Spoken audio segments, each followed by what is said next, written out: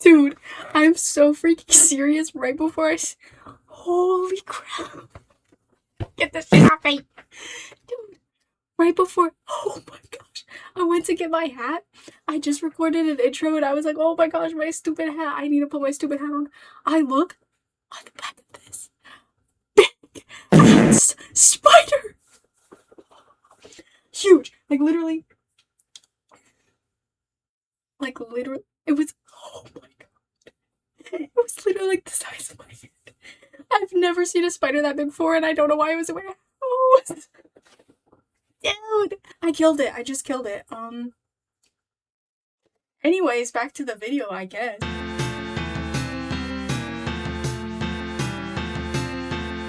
So I was talking to her and I was like, dude, you literally ate my grandma. Like, fully, like, you ate my grandma. You wore her clothes, pretended to be her, ate her.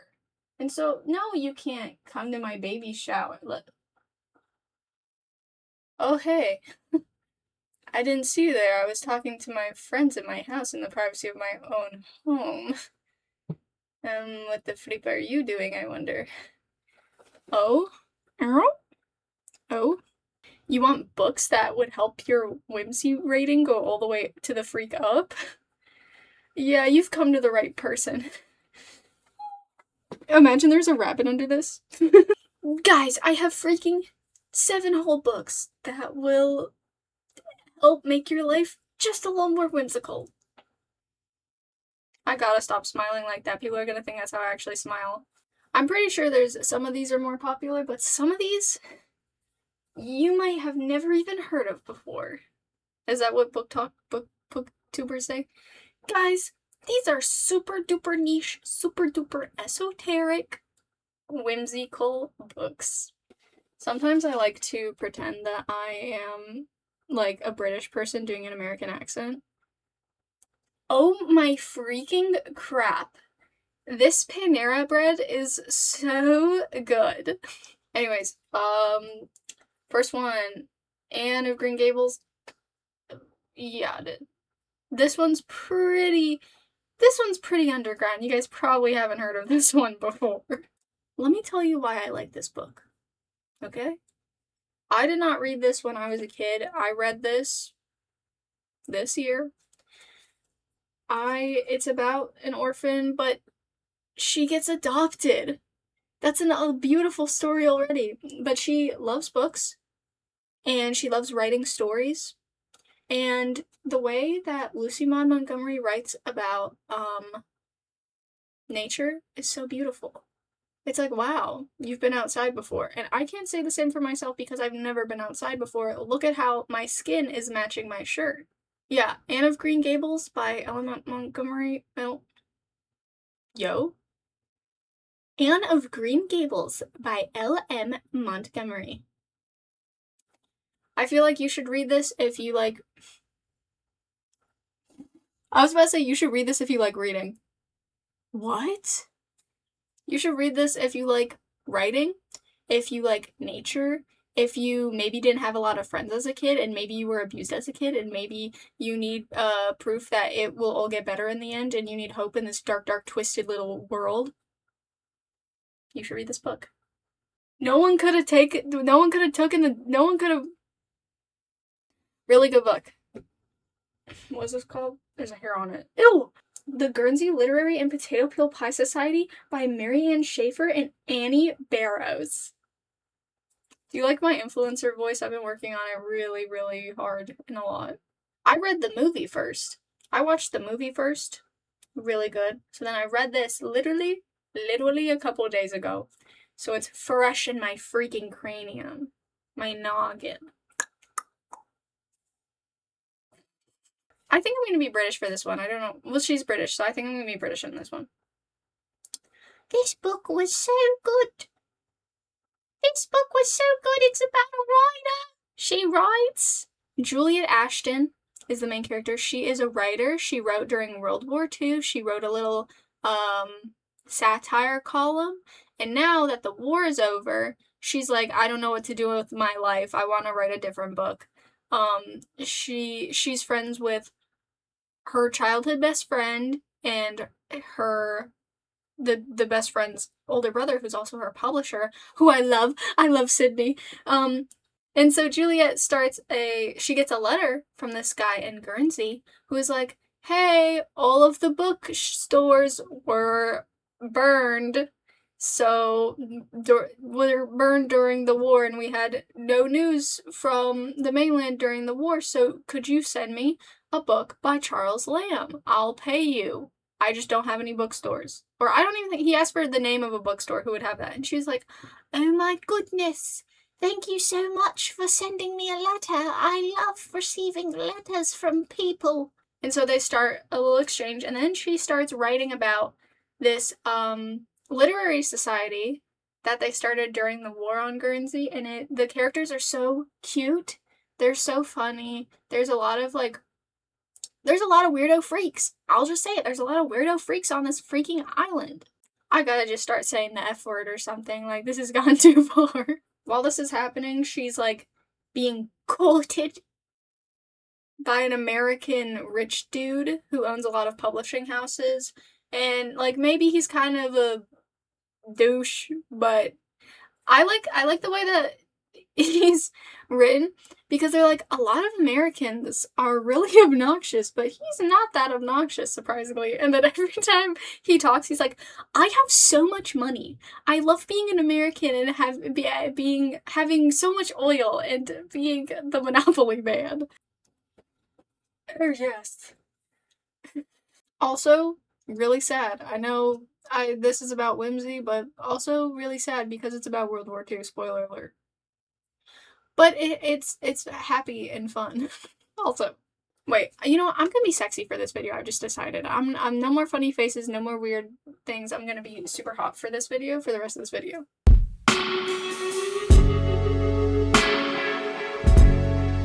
Oh my gosh. I was just reading this book. I was just writing poetry. Here by the pond. I would drown myself in the lake. Read it. I'm gonna be so honest. I haven't finished it. But that's okay. If once you see it, you'll be able to be like, oh, that's okay that you didn't finish it, and we forgive you.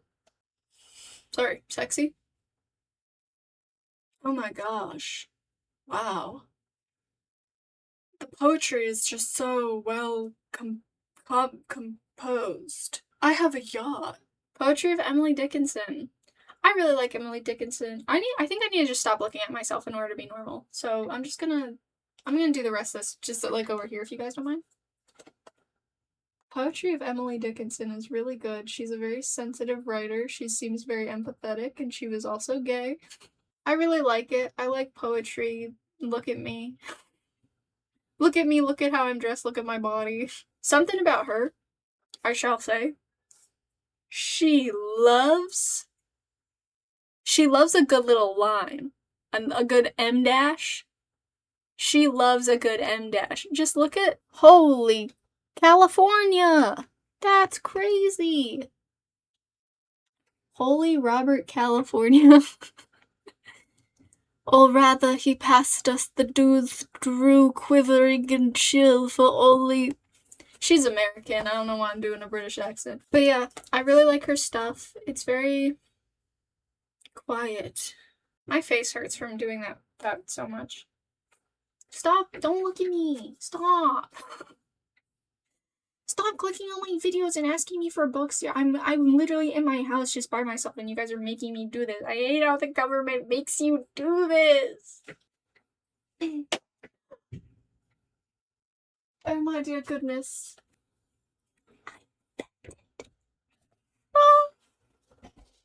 Oh, I'm going to hell. You know, this one's pretty niche. This one's pretty esoteric, guys, so I don't imagine anyone would have heard of it. So, like, don't feel bad if you haven't... There's a sticker on this. I have to take this sticker off or something bad's gonna happen to me. 2016? That's crazy. This is pretty underground, so please don't feel bad if you're like, I've never heard of that before, because that's okay, I'll tell you about it. So Alice in Wonderland. What I'll say about this is I have never read the book before. I'd watched the Disney movie, and then the Disney movie, and then the Disney movie. But I'd never read the book. And so when I finally read the book, I was like, holy freaking crap. This book is so good. I love to drive to the Chipotle and walk around. Whatever, dude. Yeah, Alice in Wonderland, if you haven't read it yet, I think you should. It's pretty short, and through the Looking Glass, the second one, pretty good. There's a lot of poetry in this, which is really nice. There's pictures. Yeah. That's awesome. Guys, I'm still really scared by that spider. I don't know what kind of spider it was, and I don't know why I was in my house, and I'm really scared, and I don't know what's gonna happen to me, or if there's more spiders, because that was a really big spider, and I'm really, really scared. Has there been toothpaste at the side of my mouth this whole time? Are you guys having fun? Sometimes I wonder if you guys are having fun, or if you're just here to laugh at me. Okay. I'm supposed to be a professor. I'm gonna be a professor one day. Just imagine that. Imagine me at a class in the front of a classroom being like, "Hello, class." Anyways, Howl's Moving Castle by Diana Wynne Jones. Holy guacamole, dude. This book is really, really good. If you like Studio Ghibli, if you like the Howl's Moving Castle movie, then you should read this book. It's different. I remember there was one point when I read this in 2021, maybe? 2021, 2022? Where I was like, this is not like the movie, I don't like it. That is a closed-minded state of being. That's a non-whimsical state of being. And there's also multiple books in the series. I've only read this book. I want to read more books in the series. I will say a lot of these are children's books in this list. That, maybe all of them? No. That's because adults have lost something. Adults, all of my adults out there, we've lost something important in the grand scheme of things. In the river of life, we have been driven away from one another. And I think children's books, they have whimsy that even older people can understand and can love, because at the end of the day, we are all chasing the ecstasy of possibility. Kiki's Delivery Service! This is also a Studio Ghibli movie, but it's not, because it's a book and it was written by a different person. Aiko Kodono, love her. The other books in the series have not yet been translated into English, I don't think. I know the second one is currently, I think the pre-orders are out, but I don't have money, so. But yeah, this is really good. I really like it. It just makes you want to, create things. It just makes me want to create. You ever just see a piece of media and you feel as if you're destined to create? Shut up. You guys are stupid. Stop saying consuming a piece of media. Be normal. Say you watched a movie. I love consuming pieces of media with cannibalism as a metaphor for love. Ugh. You watched Hannibal. Sorry, I have hate in my heart, and I don't know why. Also, the cannibalism in Hannibal is not a metaphor for love. It's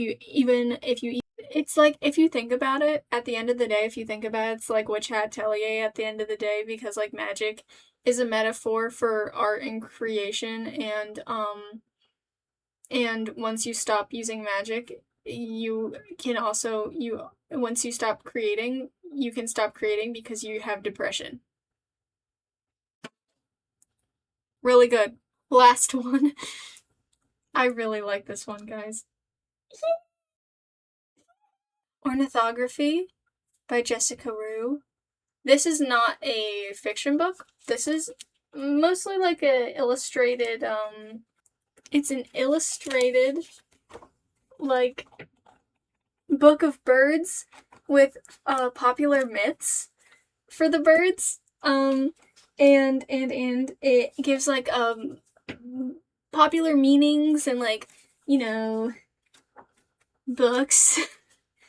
And it gives the scientific name, it gives the lore, and it has beautiful, beautiful drawings. Like the nuthatch. Or my personal favorite, the titmouse. Guys, guess what my favorite bird is? Have you guessed? I do like the oriole. Like the Baltimore Oriole's nice. I like peacocks. I like ravens. Where is it? Shrikes are really nice. It is an owl. It doesn't say specifically what owl that is. That's a barn owl if you guys wanted to know.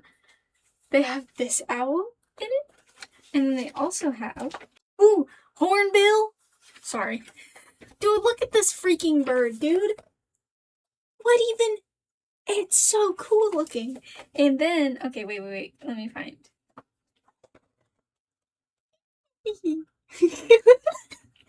It's so cute. And it's on a bust of Athena. Sorry, I'm normal now. I'm normal. She also has a book called Florography, the like Victorian flower language that I did use. I checked it out from the library in like 10th grade, and I used it when I was writing my book. It was so good.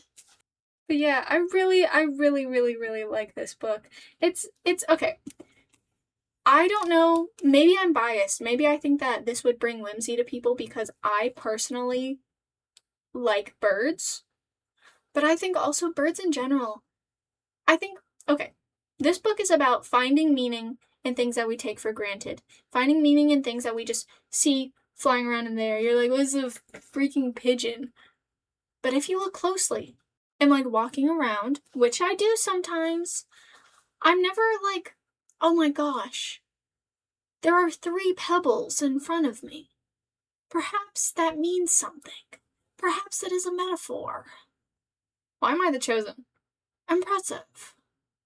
You have found 7 books to bring whimsy to your life. Maybe that's because, there is a fine line between being like, there's a dove, maybe I'll have a good day, and being like, I found there's a black cat crossing my street. I'm so scared right now, I'm gonna die. So, maybe that's why it's not so popular anymore. But I think what people should do, I think people need to start giving themselves motifs. I want a motif.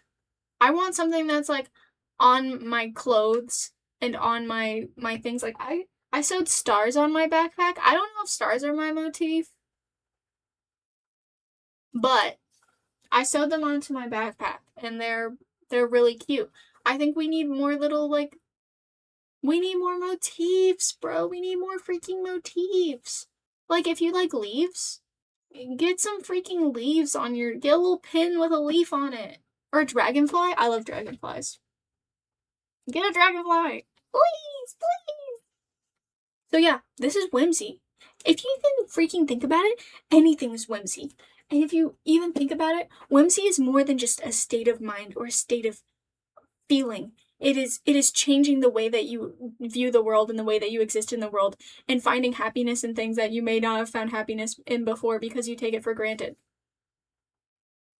Actually, while we're here, I want to show you guys my new journal.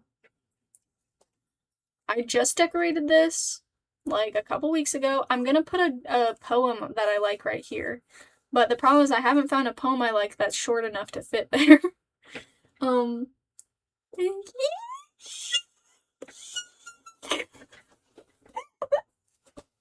Dude, I gotta get checked out for something.